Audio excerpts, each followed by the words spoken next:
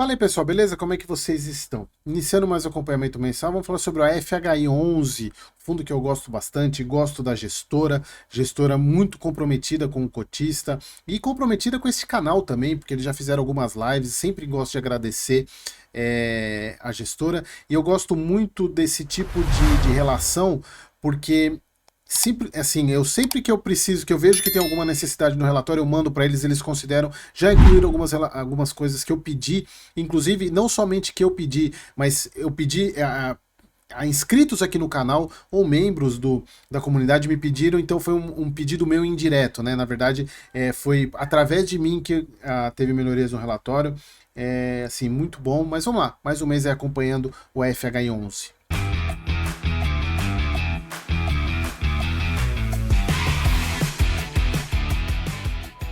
Então vamos lá, pessoal, relatório agora de fevereiro.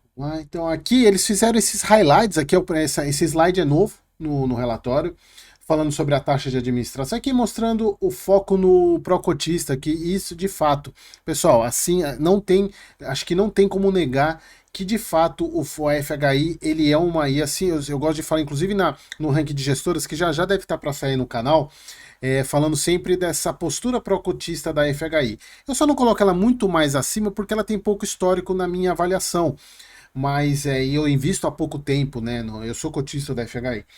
Mas, assim, é muito, assim, é impressionante mesmo. Principalmente isso aqui, né? O fundo que mostra que dá, né? Dá para fazer uma emissão custo zero para o cotista, onde a gestora assume os custos. Claro que tem o seu ônus, que eu sempre falo isso nas ofertas do FHI, que é o fato de você não ter os marqueteiros, né, os assessores e de corretoras ligando para os cotistas e colocando o ativo a goela abaixo, e principalmente pegam pessoas que não sabem do que estão e acreditam no que o assessor está falando e acabam comprando. A gente sabe que acontece isso, e no caso do FHI eles não contam com esse exército. E aí eles contam basicamente com a base de cotistas. E aí, normalmente as ofertas, dificilmente elas batem o valor total. Sempre dá metade ali, mais ou menos. Mas assim, é importante porque o fundo ele não está crescendo a qualquer custo, ele está crescendo de maneira orgânica, mas eu já cheguei a comentar isso. Pode ser que em algum momento a gestora, se ela quiser crescer de fato, em algum momento ela vai ter que fazer uma emissão cobrando taxa, colocando um exército aí de cotistas, mas não vejo isso num futuro tão próximo. Até porque eles deixam muito claro que acho que é um dos poucos fundos que fazem isso. Compromisso e não fazer emissões abaixo do patrimonial. Embora essa discussão a gente vai ser longa, essa questão de emissão abaixo do valor patrimonial, mas eles colocam esse compromisso aqui. E é importante porque isso aqui traz uma responsabilidade muito grande para a gestora em não fazer, né? Fundo cota patrimonial 93, cota de mercado 94, no momento aqui estava acima, mas se a gente for pegar hoje, ela já não está mais, 91,82. Caiu muito em função, né, pessoal? A gente viu aí essa questão da guerra comercial, todos os fundos praticamente caíram. Então voltou a ficar com deságio, é muito importante e bom para quem tem interesse em montar posição, né? Então é um dos critérios aí. E aí precisa ver se esse deságio já é suficiente para você, se você quiser saber os meus preços, seja membro da comunidade aqui, que o pessoal tá montando cada carteira que muito feliz com os resultados deles. Bom, então o fundo aqui gerou um baita de um resultado, 1,09, principalmente porque ele ainda pegou, aqui ainda não entrou janeiro, na questão da inflação, no resultado do mês, 1,09, distribuiu 98, aumentou um centavinho em relação ao mês passado, mas veja que ele não tem tanto, não é tão linear assim, embora ele tente manter uma muito próximo, alterando um centavo aí, mas ele, assim, o mês passado foi 97, 95, provavelmente o mês que vem, se ele não usar reserva, embora ele tenha uma reserva até considerável para distribuir, 25 centavos, lembrando que esses 30 centavos aqui, que eles consideram como reserva, isso aqui a inflação acruada no CRIs que só liberam se tiver amortização ou se tiver venda do ativo. Se não tiver venda ou amortização, isso aqui fica travado no CRI. Então, o que tem disponível para distribuir de resultado é isso aqui.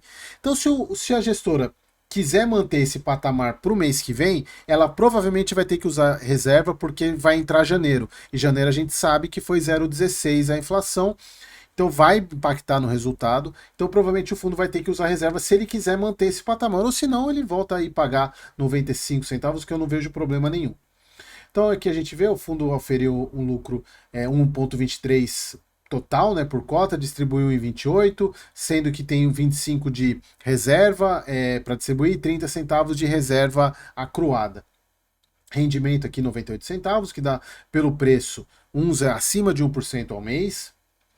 As movimentações, o fundo comprou esse CRI Bem Brasil, 2 milhões aí, IPCA mais 9. É interessante, né? Porque a gente vê que assim, ó, tem uma taxa emitida a IPCA mais 5,4, destinada a uma nova unidade Fabril. Me parece assim, se a gente olha pelas taxas de hoje e pelas garantias que o fundo dá, até parece ser um CRI high grade, né? Porque ele foi emitido a uma taxa bem baixa, né? De 5,4, mas isso aqui é por causa da marcação de hoje. E pelas garantias, me parece ser um CRI mais para o high grade do que para o high yield, por mais que seja um IPCA mais 9 aqui. Então, aqui falando sobre a questão da inflação, lembrando que o fundo, esse pagamento é referente à inflação de dezembro, e ainda teremos mês que vem, provavelmente, uma queda no resultado, mas já vai ser superado por fevereiro, que foi 1,3, março 0,58, abril já com 0,50, então a gente não vê muito problema e não tem muito problema na questão dos rendimentos desse fundo. A gente vê aqui o resultado maior, histórico de cotistas, que volume de mercado, continua muito bem. Aqui todos os CRIs da carteira, os devedores. Aqui, esse aqui foi um pedido que eu fiz, né, para colocar as movimentações do mês, na verdade, colocar a taxa de compra nessa, porque não tinha essa taxa de compra há um tempo atrás. Eu pedi para eles colocarem até para a gente comparar com a taxa média de aquisição. Vocês vejam que subiu um pouco a taxa de aquisição.